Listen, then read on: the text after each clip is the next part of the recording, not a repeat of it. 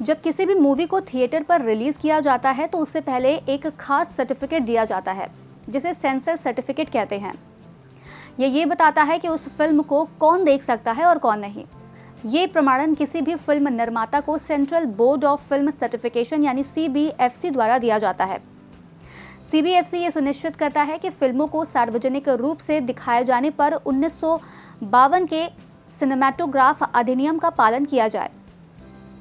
Cinema को दरअसल एक सशक्त माध्यम के रूप में देखा जाता है जो न केवल मनोरंजन करता है बल्कि समाज को प्रभावित भी करता है।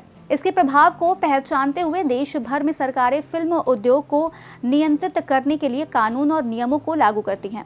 भारत सरकार ने हाल ही में फिल्म प्रमाणन प्रक्रिया में बदलाव लाने के लिए सिनेमैटोग्राफ सर्टिफिकेट रूल्स 2024 के तहत कुछ बदलाव किए हैं जो भारत में फिल्म सर्टिफिकेट प्रक्रिया को सुव्यवस्थित और आधुनिक बनाने में मदद करेगा। पूर्व में भारत में सिनेमैटोग्राफ अधिनियम 1952 को अपने पुराने प्रावधानों और स्पष्टता की कमी के कारण आलोचना का सामना करना पड़ा, जिसे संशोधित करके सिनेमैटोग्राफ संशोधन विधेयक 2023 लाया गया था। इसका उद्देश्य था फिल्म प्रमाणन प्रक्रिया, पायरेसी और सामग्री विनियमन में विभिन्न मुद्दों का समाधान करना। अब केंद्र सरकार ने इसमें संशोधन करके सिनेमैटोग्राफ सर्टिफिकेट नियम 2024 को अधिसूचित कर दिया है। एक आधिकारिक बयान के अनुसार सिनेमैटोग्राफ संशोधन अधिनियम 2023 के अनुसरण में सूचना और प्रसारण मंत्रालय ने सिनेमैटोग्राफ प्रमाणन नियम 1983 की जगह पर सिनेमैटोग्राफ प्रमाणन नियम 2024 को अधिसूचित किया है। बयान में आगे कहा गया है कि इन नियम को क्रम में व्यापक रूप से संशोधित किया गया है। सिनेमैटोग्राफ प्रमाणन नियम 2024 का उद्देश्य डिजिटल युग के लिए फिल्म निर्माण और वितरण में उभरती प्रौद्योगिकियों और प्रगति के साथ तालमेल बनाए रखना है।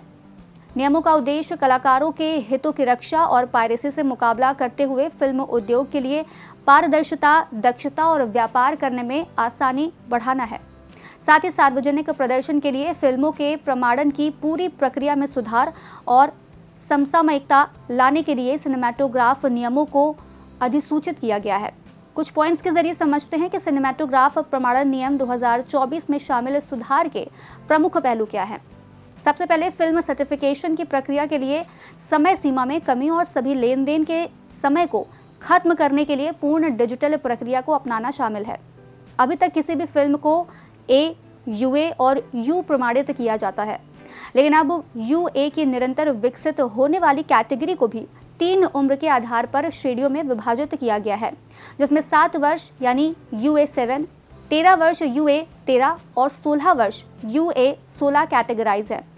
इस नियम के जरिए केवल ये सुनिश्चित किया जाएगा कि युवा दर्शकों को आयु उपयुक्त सामग्री उपलब्ध हो। UA मार्करों के साथ आयु आधारित प्रमाणन प्रणाली लागू की जाएगी। समय समय पर इस संबंध में जारी दिशा निर्देश के अनुसार फिल्मों और फीचर फिल्मों में प्रमाणन के लिए पहुंच संबंधी विशेषताएं होनी चाहिए ताकि इसे विकलांग व्यक्तियों के लिए भी शामिल किया जा सके। Central board of film certificate यानी CBFC बोर्ड और CBFC के सलाहकार पैनल में महिलाओं का अधिक प्रतिनिधित्व होना, जहां ये निर्धारित किया गया है कि बोर्ड में 1/3 सदस्य महिलाएं होंगी।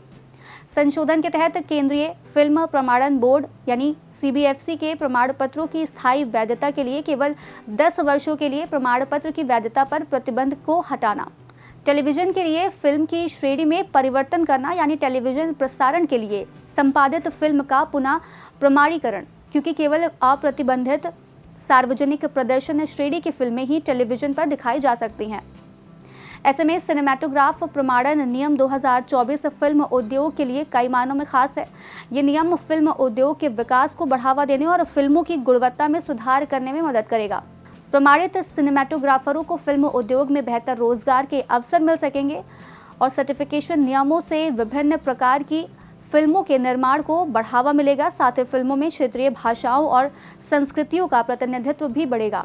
हालांकि इससे जुड़े सिद्धांत नियमों को पहली बार सरकार द्वारा 1983 में सिनेमैटोग्राफ प्रमाणन नियम 1983 द्वारा अधिसूचित किया गया था। बाद में समय समय पर इसमें संशोधन किया जाता रहा है। पिछले 40 वर्षों से फिल्म टेक्नोलॉजी दर्शकों की जनसांख्यिकी सामग्री वितरण विधियों में महत्वपूर्ण प्रगति को स्वीकार करते हुए फिल्म उद्योग की लगातार बढ़ती ज़रूरतों को बेहतर ढंग से पूरा करने के लिए परिवर्तनों के साथ इन नियमों को नए सेट के रूप में पेश किया जा रहा है। तो बस आज कार्यक्रम में इतना ही। हम फिर मिलेंगे कुछ नई जानकारी के साथ। तब तक के लिए मुझे दीजिए इजाज़त। नमस्कार।